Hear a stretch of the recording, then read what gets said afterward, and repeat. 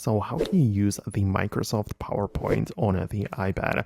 Let me talk about it, and if this is your first time in here on Foxtecc, subscribe so you never miss anything important. So of course, it's an app from Microsoft which is available on the Play Store, so you have to get inside and literally look up PowerPoint and you should be able to find it.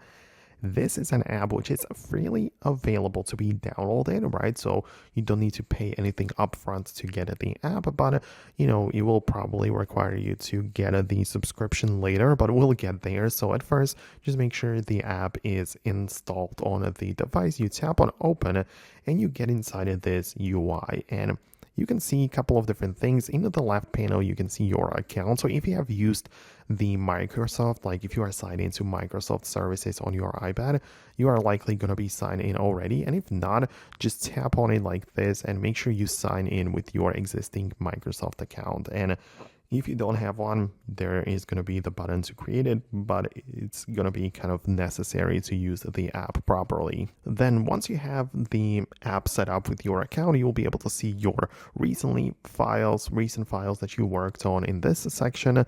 Those that you click on the three dots and add to the favorites are going to show up in the favorites place, and also the shared options are going to be right there. So if there is a PowerPoint presentation which you worked with other people, then it's also going to show up right here. So that's how you can approach this. But if you want to start from scratch, just click on the plus create button like this in the left panel, and you will have the ability to start a new one. So you can go and tap on the first plus button, which is going to be a blank presentation, no problem. But there are plenty of different templates which you can pick from, even for different occasions. Like for example, for celebrations, you can pick and choose those, right? Then we have the photo albums, info shows, or infographics, and so on, right? So it's really nice because it does work well, right? But the point is that whatever option you pick, you will have the ability to get inside. Let's say I'm going to pick one of the templates. I'm going to choose that and I can perform some edits.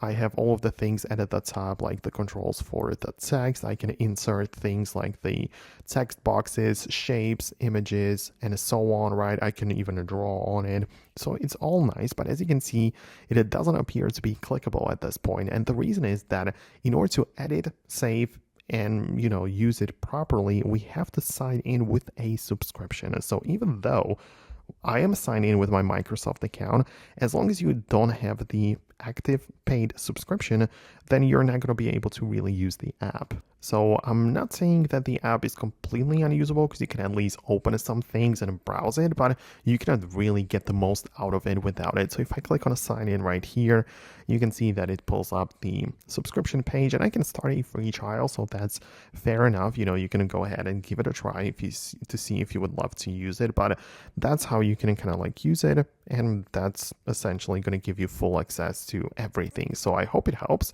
Let me know your thoughts and opinions below in the comments. I'm going to wrap it up right now, and I will hopefully see you later in the future upload. So stay tuned for more, and I'll see you later.